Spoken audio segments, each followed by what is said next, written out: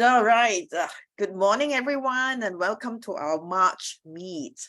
And as you know, this is JFS Community of Practice. And this morning, we are really lucky to have an emerging fellow from APF, Heba, and also her colleague, her friend, AbdulRahman.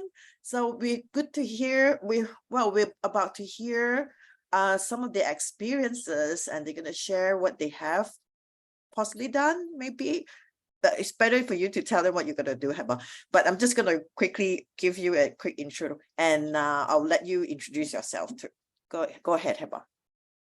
Okay, all right. So my name is AlHadyian, and well, you see me here. So, okay, by the way, we're both at the same place. So I'm kind of confused because I see myself in both cameras. Okay, so my name is AlHadyian. I'm from Saudi Arabia. I'm a futurist and a designer. I'm an APF fellow. So I've been doing a lot of work facilitating innovation projects, trying to facilitate decision-making and make anticipating change in companies and with clients. And that's my colleague, Abdul. And by the way, colleague and husband. Yeah, we're partners and in more than one thing. So my name is AbdulRahman. You can call me Abdul. I'm a doctoral student at the University of Houston. When it comes to futures, I think of myself as an independent researcher. I'm completing my degree in leadership for healthcare education, and fell into futures serendipitously, or whatever that word is. So while we get settled, do you guys want to introduce yourselves, or do we just jump into it? Okay, we can hear. Yeah, can hear a little from Hausen, maybe. Yeah, Hausen. Our only guest. Yeah, awesome. My name is Hausen. I am a student at the University of Houston.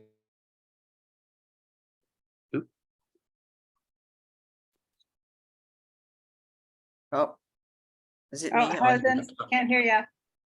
Hausen, it's okay. She is stuck. We get this all the time.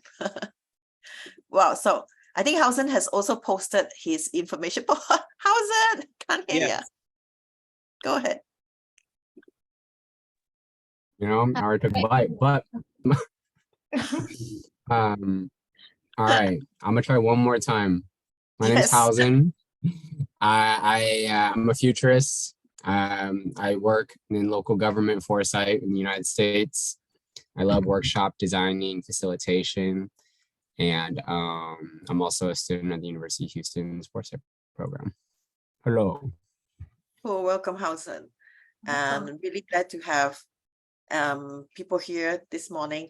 And although we have not that many of us, but we want to keep this meeting going, our regular monthly meet. And you will find this recording on Discord, on our Discord channel. So you're welcome to join us in future meetings if you are watching this. So go ahead, Heba and AbdulRahman.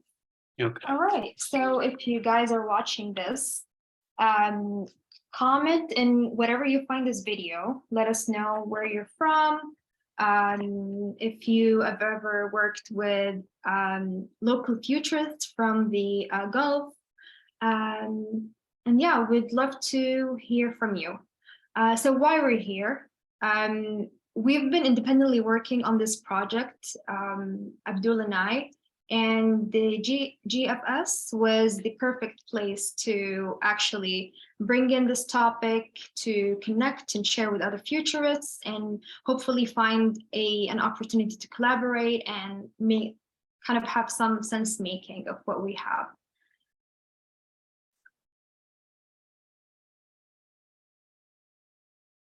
Okay.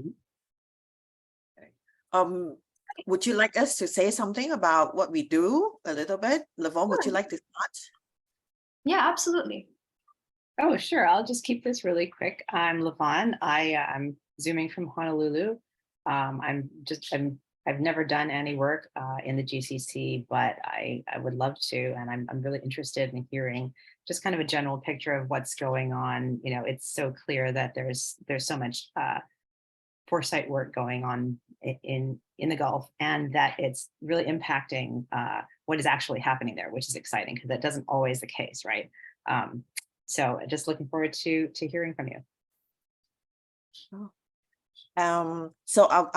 So Lavon and I, we started JFS Community of Practice so that we have a shared space where, you know, people come together and share ideas and how people do things. Like Hausen has a question about, you know, how to do a CLA workshop better. I know I owe you a comment, Hausen. I've been so busy with something else, and I will get back to you. And yeah, so we have a Discord channel where you can ask questions, and if I can help, I will jump in and share ideas with you. I'm not saying that I'm an expert, but I would like to, you know, also share my ideas and get feedback from you all. And so I worked in the UAE for 6 years for 3 universities, and I kind of know, well, maybe know a little about how, you know, how people work and the kind of working atmosphere there, and how people feel about foresight or futures. So I've worked with an Emirati, she's Mariam Al-Mansouri, and on her she did a DBA. So, and we were also working on a project to support her sister's NGO. So let's see. That's gonna hopefully progress into something good. Absolutely. And Miriam, she's one of our colleagues. We've got into contact with her, and I think she introduced us to this community. So hi, Miriam, if you ever watch this. But yeah, definitely there is a lot of adoption and curiosity around this topic in the GGC, and we understand and recognize that there is a lot of also initiatives and interest within the Arab community or an area, North America and Middle East. However, because of the our project size and our project scope, we're just going to be focusing on the GGC, which is the Gulf Council Corporation. Yeah, and it's an ongoing project. So whatever we're sharing here today is what we kind of found so far. It's a work in progress, and we'll be sharing an overview of finding, and hopefully we can progress further after collaboration and hearing from everybody. Cool. All right, so I'm gonna start with a story from the past. Not too long time ago, some society in the Arabian Gulf consisted of tribal communities that migrated the coast and the peninsula. They governed the land with honesty and grace.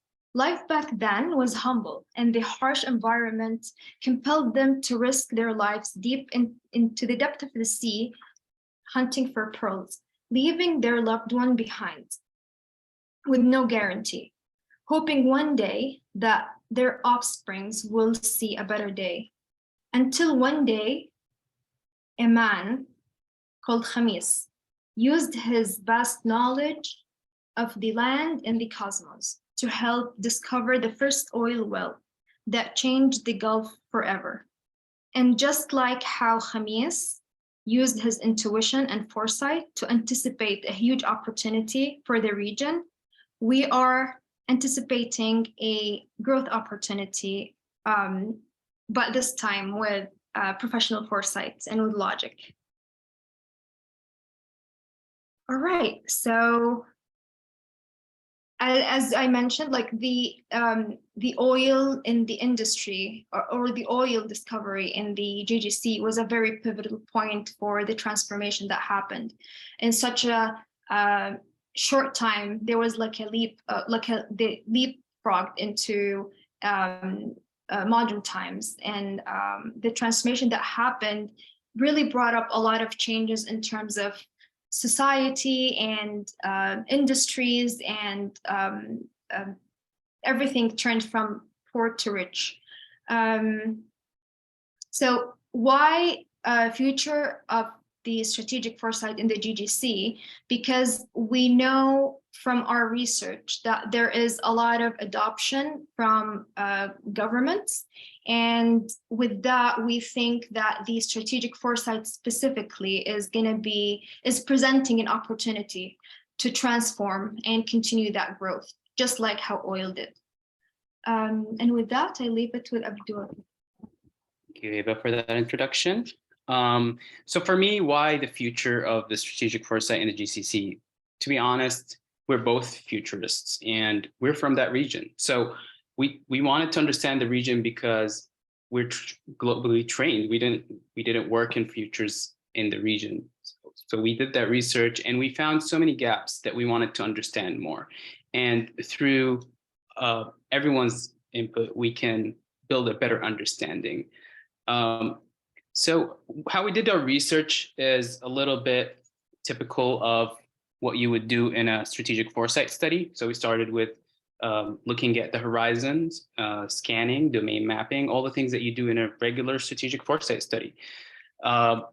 We also took a deeper look into the literature. And to be honest, there was not a lot of literature that was specific to the region, but we found some interesting stuff about the future of futures, which we thought is relevant here.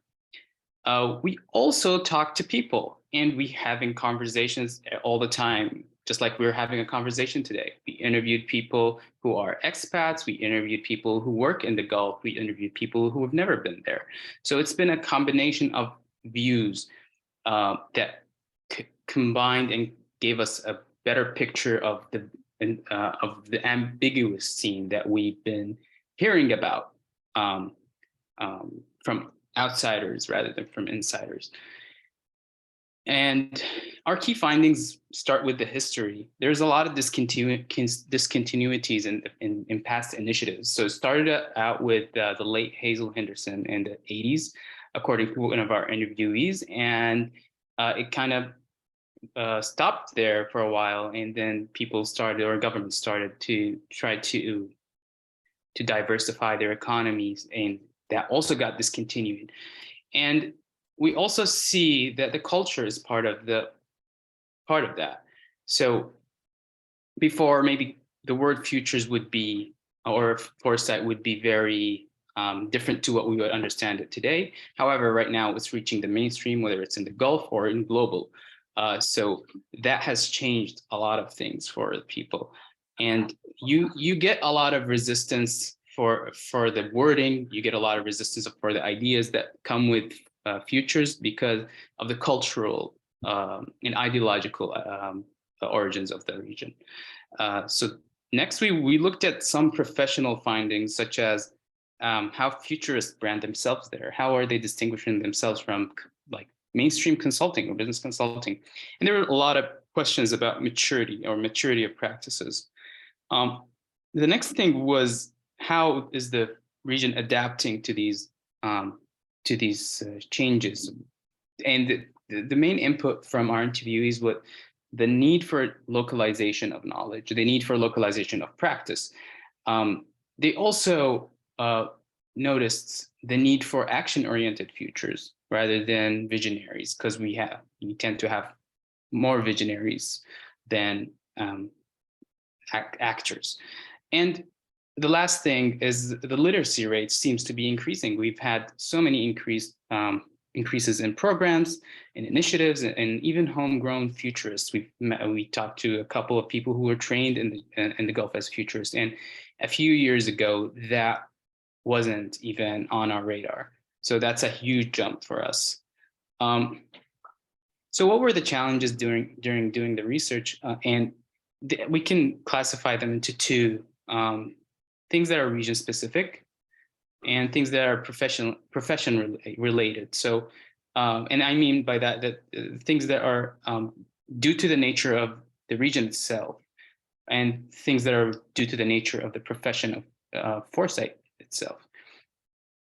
So the things that came up when thinking about or looking up the region specific things were that even though there was an increase in the literature about the region and the foresight in the region, there's a lack of publicly available resources. And that was a very big challenge for us in trying to get validated data and information. There's also there's a limited access to key players. One of the key findings was that the key players are government institutes, and they tend to be very secretive and confidential about whatever initiatives they have.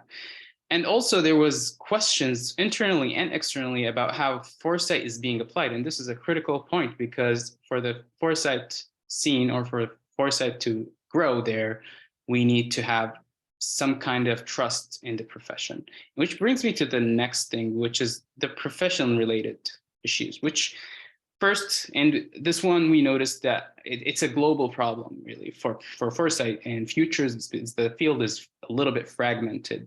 You get so many different schools of thought and some competing vocabs and terminologies, and some people from the outside might get confused with that. There's also, there seems to be a gap in understanding of what foresight and futures are. And that is resonant in the region in how some leaders view foresight. Some people think of it as a crystal ball or a prediction machine, right? So these are the main challenges that we found in our research.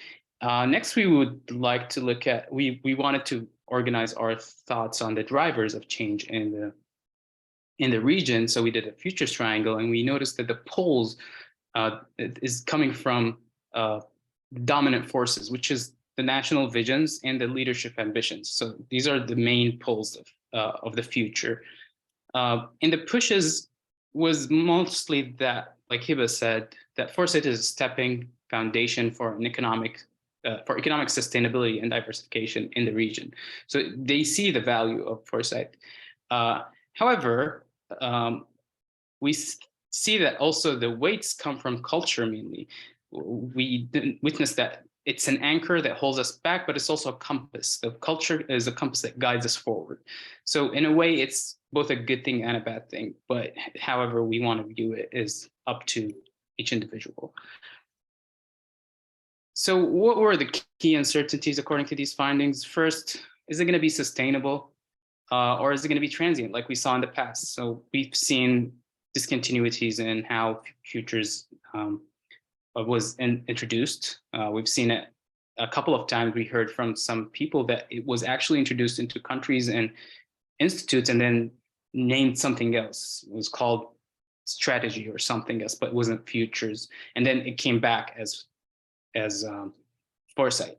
So we want to be sure, is it going to be transient or sustainable? And the other key uncertainty was, is it going to be integrated with the bigger picture, or is it going to stay fragmented? Because right now it's fragmented locally and globally. We hear about pockets of foresight, but none of them are communicating, at least in the Gulf. And with that, we came up with 4 scenarios. One was sustainable integrated, which is very ambitious. We called it futures integration. We also had an integrated but transient scenario where it's a trickle down kind of futures. It's happening top down. And next was the futures fad. Is futures going to be a fad in the Gulf like it was before? And the last one, which we think is the most likely, the baseline, it's the fragile and the anti-fragile. So we get good futures work that speaks for itself, but it's also inaccessible. So people can't differentiate between what's good foresight and what's not good foresight work. And in this scenario, there's initial poor distinction between different futures practices. So people are not able to figure out what's the purpose of each different futures methodology or different practice, so whether it's visioning or mapping or trying to understand or create scenarios. We also think that their projects are going to be client-centered. So we don't foresee in this scenario that they're going to be much more literature or knowledge outputs. We also think that foresight remains vaguely distinguishable from business consulting. because that's how it is right now. People think that futurists are just like McKinsey's or the other consulting business people. And we see this also being a consequence of the global futures trends. So how the future scene looks like at the time. Like, is it going to be fragmented, or it's going to start integrating more, which we are trying to do right now here in this meeting. So let's imagine this. Let's imagine the future of what this scenario brings, and just do this little exercise that we've prepared, and we want to be able to picture or live the moment that we can envision. So if we start thinking about ourselves, let's say it's 2023, February 21, right? And you wake up in the morning from a deep sleep. Where are you waking up? A home, an apartment, maybe a hotel room, or a dormitory, who knows? How long have you lived here? Think about that. What is your community like at 2023? What's your family like? You get out of bed, right? What's next? Are you going to have breakfast? What are you having for breakfast? How is it prepared? Think about these details. How do you work? Are you working from home? How do you get to work if you're not? So we're trying to transport to 2033, sorry. And in 2033, you remember that you are invited to a futures meeting. How are you planning to get to that futures meeting? Are you doing it virtually, or are you flying out? You hear that it's the largest futurist events and you really wanted to be there. Who are you looking forward to hearing from? What topics are exciting you? Are there any questions you hope to get answered? So with that, what aspects of this future in 2033 most excites you? What aspects from this future would you like to come about? Think about how different groups of people might be affected. And consider what aspects excite you and worry you. And what should we, as individuals or as society, be thinking about doing today to help shape that future? What questions does this future raise for us today? So with that, we want to have, since we're a small group, let's have a 5 minutes meditation, and then we can come back and have a discussion about it. And I think you can share the Miro. Okay. We did some future imaging in Midjourney, and it was really interesting feeding the AI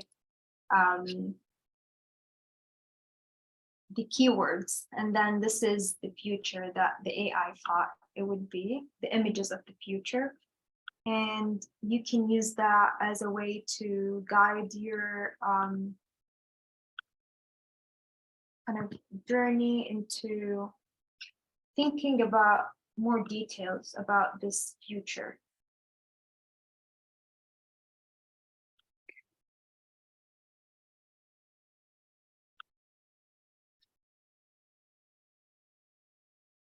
Oh, Cici, can't hear you. Would the Miro board be open like after the meeting so that people can get access, or no, just for viewing? I think probably not, but I think Abdul, you can share your screen and then we can leave it on the. Yeah, let's share the screen so people can see how it Okay. is. And if you don't have access to Miro, just type it in the chat, whatever you have in mind. So we kept some images of the future from renderings, just so maybe spark some interest there. Those are cool images. Thank you. And let's set a timer for 5 minutes, just so we can.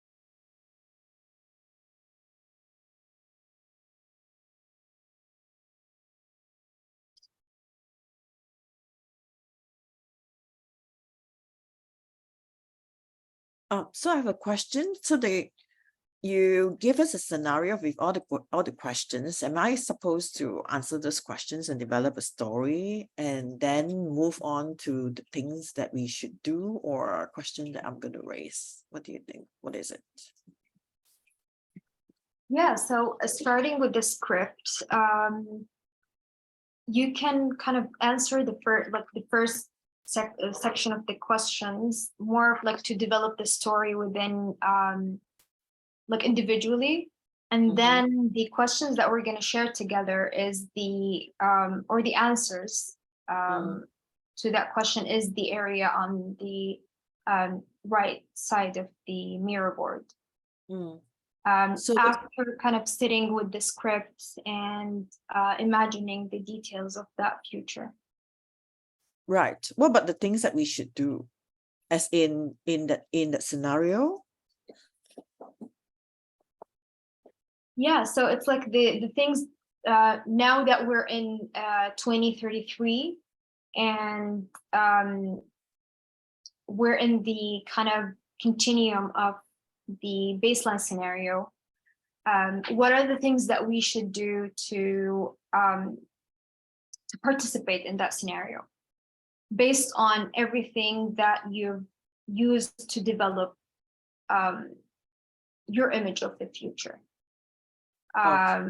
Yeah, so assuming that we're all futurists here and everybody kind of, depending on their answers, they developed a certain image of the future. Is there like were they prompted to do something to kind of engage in that future? Especially based on what things they were excited about and worried about. So is there like a sense of responsibility that they had or that they felt like they should highlight?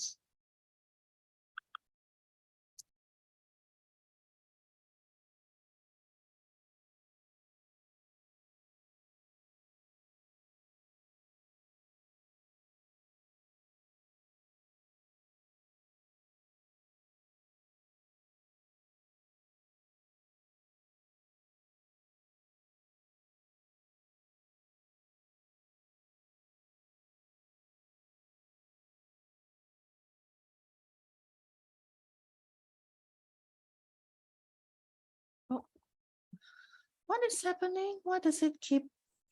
Oh, Yeah. What can is? you Why do does my? Control Z? Sorry, Can you undo that? I I saw what did you. try. Yeah, Oh, but it's gone. Yeah, twice. That's so strange. oops. Okay, I'm gonna try again. Thank you.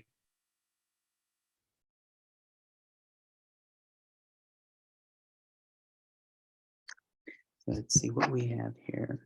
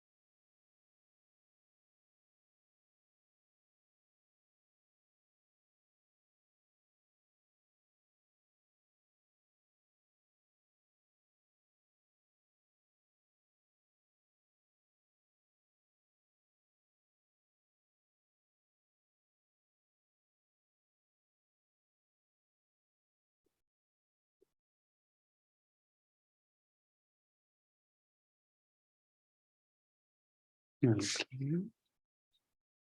Should we start the discussion?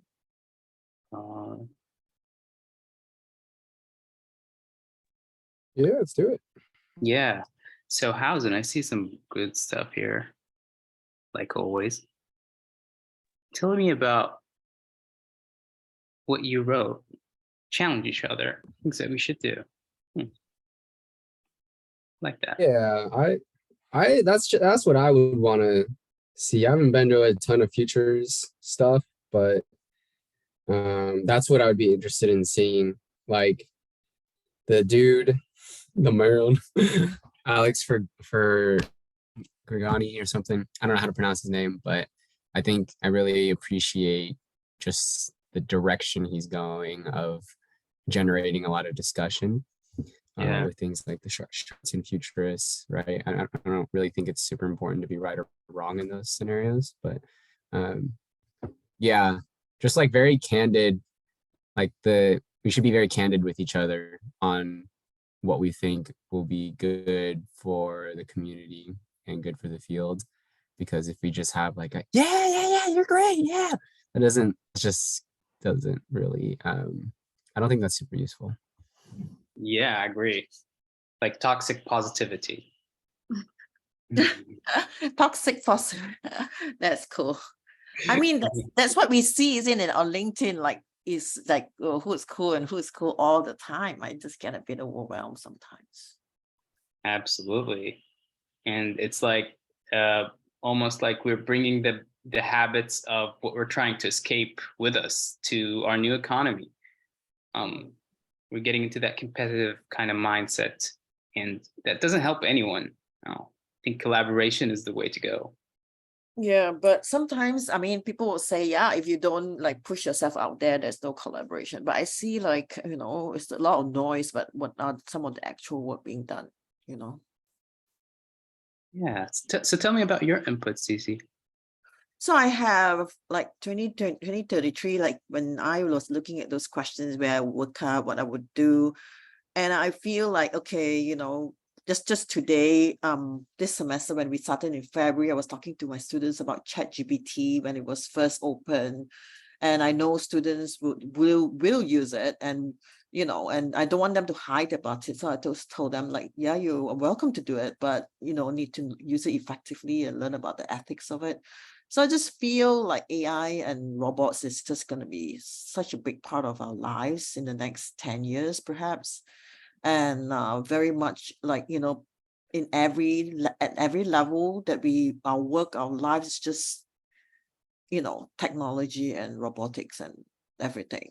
And yeah, and then I was thinking like, is that the future I want? I know it's this the push of the future, like it's gonna push us into a space, but I think I want for myself, I want to keep the human things with me, like eating human food, enjoy real food, not food like, like food kind of food, but you know what I mean? Like people are like creating pills to so that you don't have to eat, and like what? No, I want to keep that, right?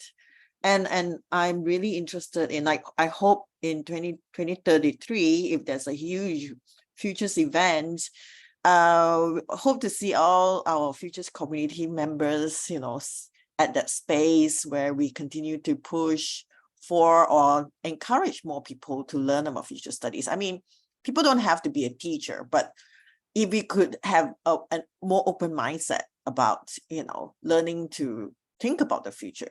Because for me, I feel I come from a background like my school, we never taught about how to think about the future. Parents always tell you, yeah, think about the future. Like, how do you do that, right? So future studies is a great help. And like, I would like to see my work extended, an extension of my work to more schools, like what I'm doing here in Taiwan, making future studies mainstream in school. So I hope to see that coming through more. Yeah. And questions I have, question I have is like the tech for good, like technology for good, so I've been following the guy who is working on OpenAI. I think he's the CEO, but he talks so much about tech for good, like, yeah, he developed ChatGPT, but he really wants to see like it shouldn't be for profit purposes, and we'll see how that is gonna hold through. Yeah, absolutely. Heba, you want to add something? Yeah, I just wanted to say that definitely technology is a very big part, and the development that we see right now is just so accelerated that is just we can't even make sense of what's happening, that there's something new. And it's not really about, like, I feel the user experience side of technology is one of the like very important elements, because the technology has been there, is just how to make it used within a human context, or turn the technology like human-centered.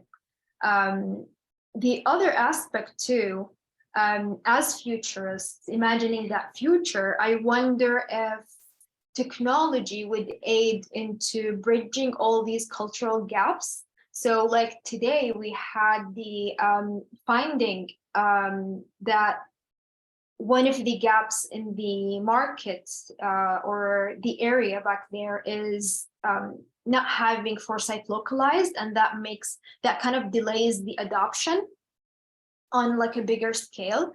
So I wonder if in 2033 technology would solve something like that. So it would not only translate, but it would adapt it to your culture, and that would take away a lot of the gaps into communicating with other futurists from different places or different languages, and then also different way of thinking. Like I remember when I first moved into the US, and everybody was like talking in Star Wars metaphors, and I was like, it's not kind of clicking for me, because I have never seen that before moving to the US. So imagine like a lot of knowledge that it's based on metaphors, that it's not relevant to other cultures. How is it supposed to click to other people? So that's one of the things that I had in my mind. And the other question is, with technology also, like for today, we have this meeting, but because it's a global community, we have people from all over the place in different time zones. So would technology help in having like an avatar? So your avatar would kind of be there, but you're asleep or you're at work. These are all conversations or questions that we think about as futurists. But if you guys don't have any additional comments on that exercise, maybe we can move into like discussion or Q&A. Yeah. Do you guys have any questions for us? For those who are not here, we have our email here. But for you guys, if you have any questions, we would love to hear them. If not, it's been a great time. So yeah, I see Hausen writing something here. Yeah, I have a question. Not really a question, but I think what Heba said is so real. Like, I mean, when I was doing futures work with a group of people in Sierra Leone, and I was relatively new then, so I went in thinking that my framework, my activities, should fit everyone. Well, it fitted the people in Dubai. If people in KL Kuala Lumpur could do it, and people in Singapore can do it. So then I thought, okay, people in Sierra Leone should be able to work on it as well. So I used the same kind of activities for them. And later do I realize that there were a lot of things that are different. Like you say, culturally, the metaphors that you use, they would have a hard time trying to wrap their head around it.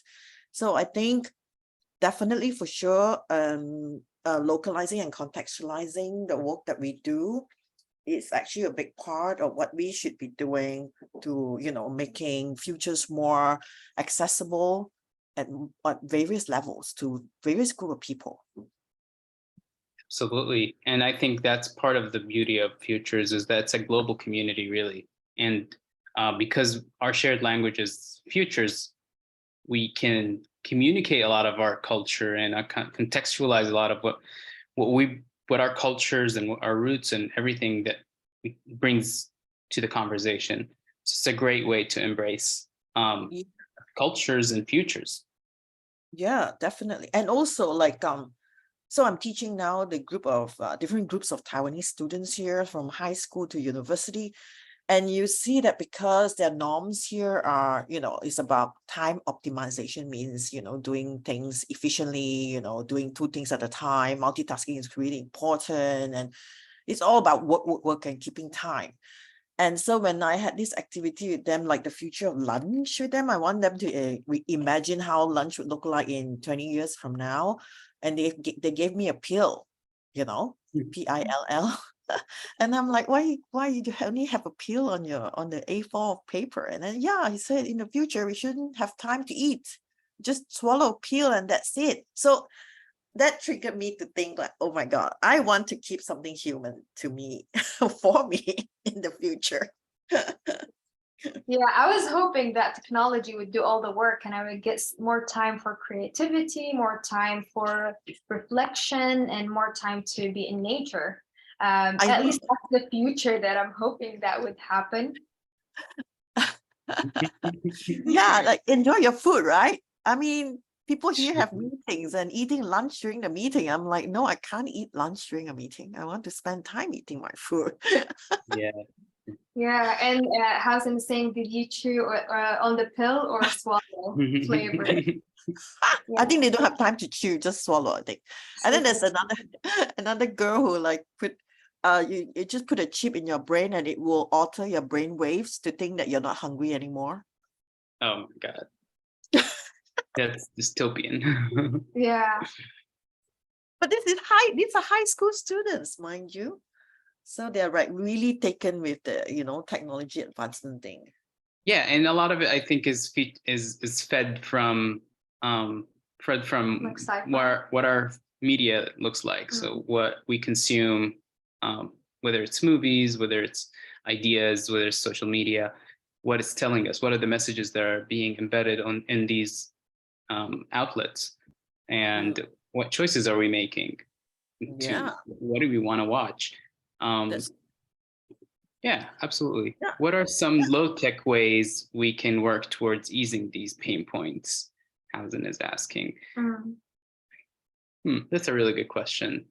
I think he's referring to pain points or stories. So yeah, like Heba was saying, a lot of the pain points that we've encountered is, language barriers, reference barriers. In language, we can speak the same language, but we're not speaking the same language. Like we can be, we're all speaking English, but there are so many versions and dialects. So and there's subcultures, right? There are always these subcultures that people have, and they use so many different vocabs. So I think having an open mind, and I like this quote that Hausen uses all the time about operating from love or power, and love and power, and that's by showing love and trying to understand the other, you're able to hear them and hear what they're trying to say, rather than jump into conclusions and what they're trying to say. So yeah, I think that's a low tech way. Another low tech way is just spending some time thinking about things, which it's hard these days, but I think you need to put in the effort, you need to put in the time. So yeah, and I think going back to the topic, the challenge here is that there's so much to catch up on in terms of literature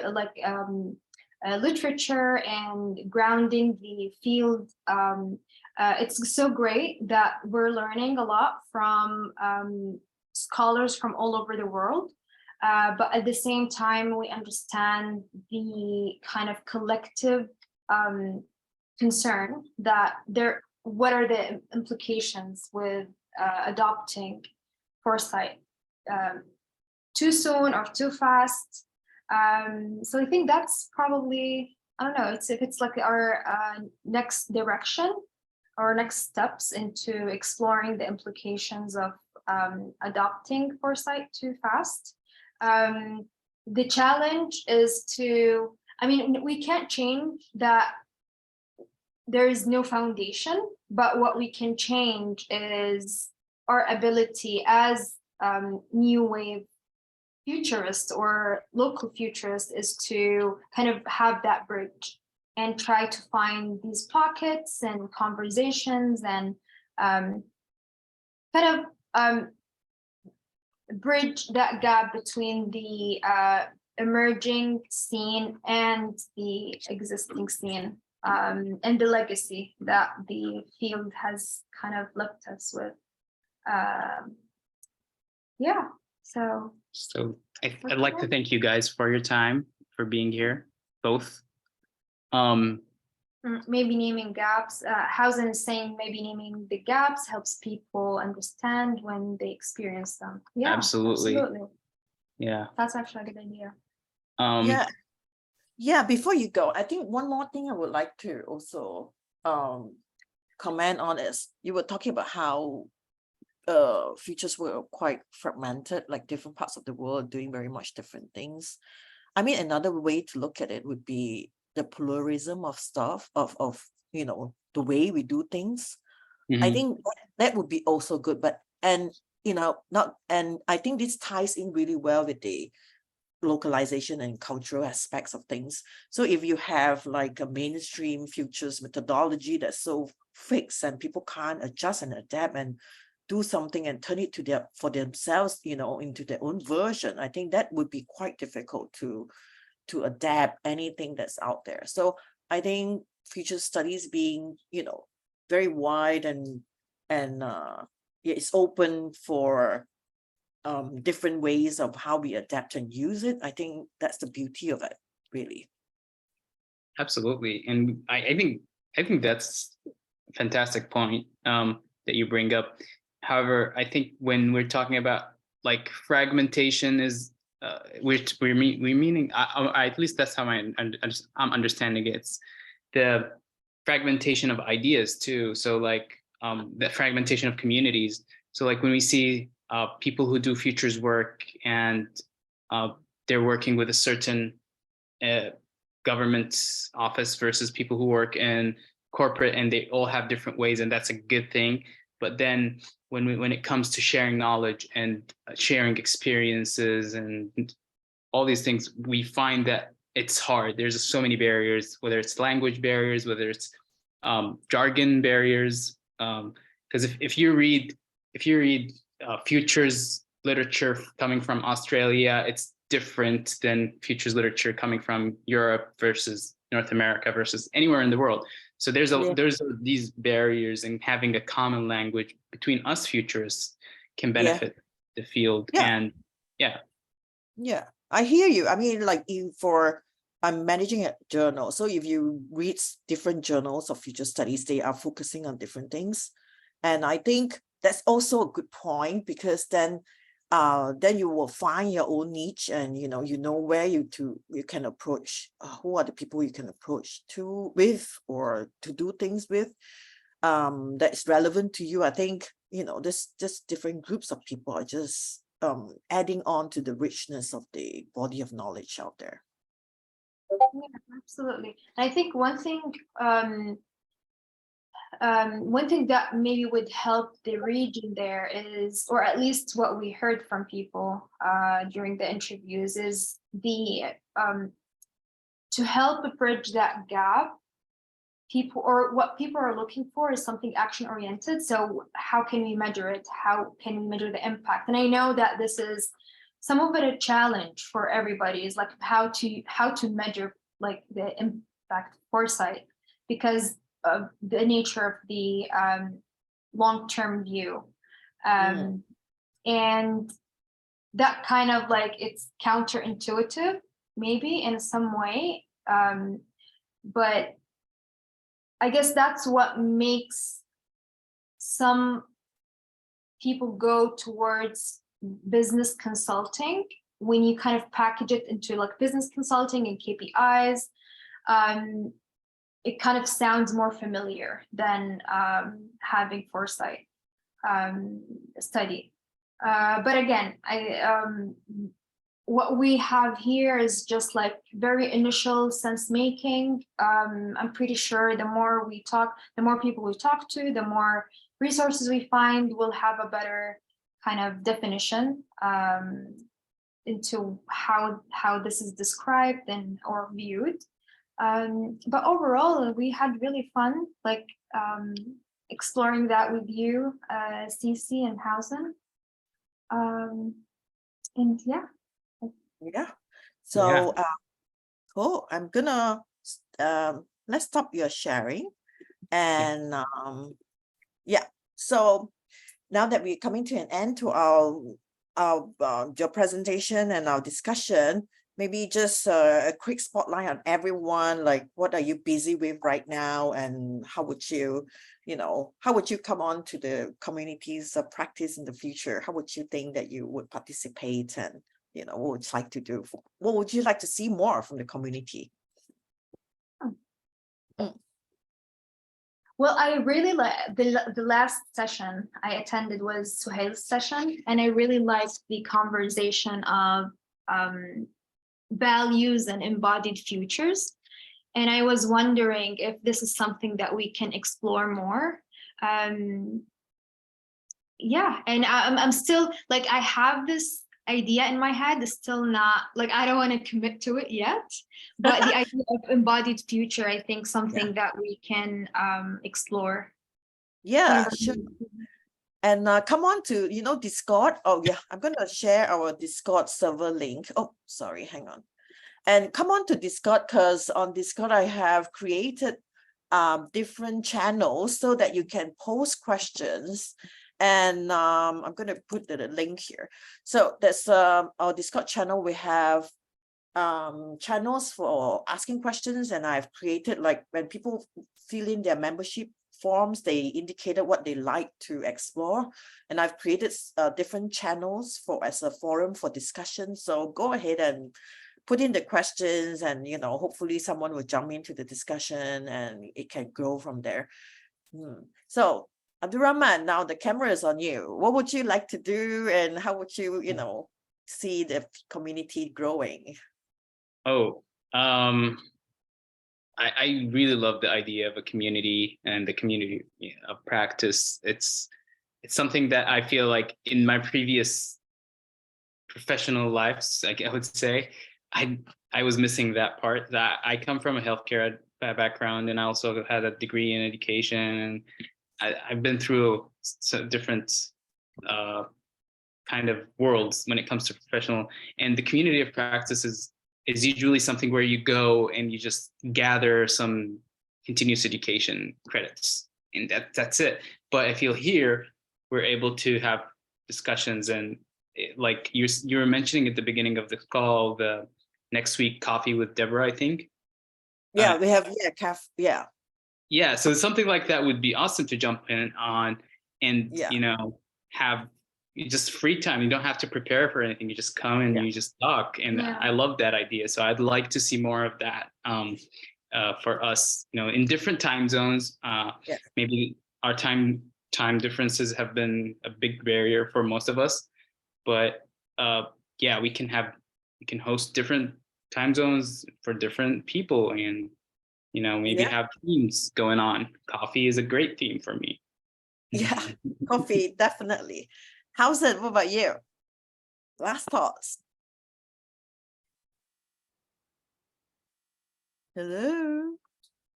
Howson said his internet is killing. Can you hear me? Boop, Yes. beep, bop. Yes. I think like what came to mind is I really like what Abdul was saying about zero effort, and like the idea, I'm gonna just be very honest, is sorry, like when people freeze, I want to stop talking. Is that like, okay, like what would I rather do? Would I rather like go on my phone and doom scroll or talk to some futurists, right? And it's like, but when it comes to capacity requirements, like, oh, like I got to do something, right? I have to come to these things doing something. And so just like the very like show up, like I didn't do any preparation for this. I kind of just showed up, and I'm walking away energized, right? So I could be an interesting constraint to add, like no preparation, or at least having a type of event where it's like, oh, would you rather do nothing or show up here? And it's like almost always gonna be like show up here, right? That's so cool. I mean, I like how you put that.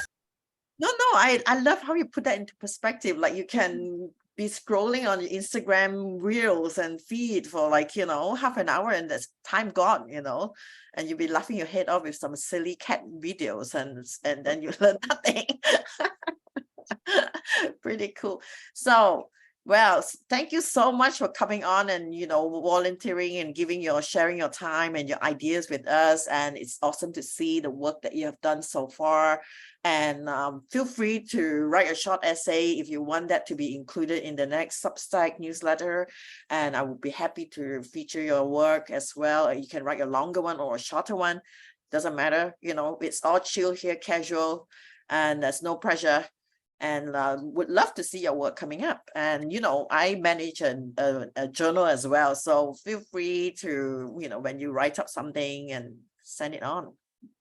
Thank you so much for hosting us and for holding this space for us and for sharing your time with us. So I really appreciate that. And I think we all appreciate the conversations that came up.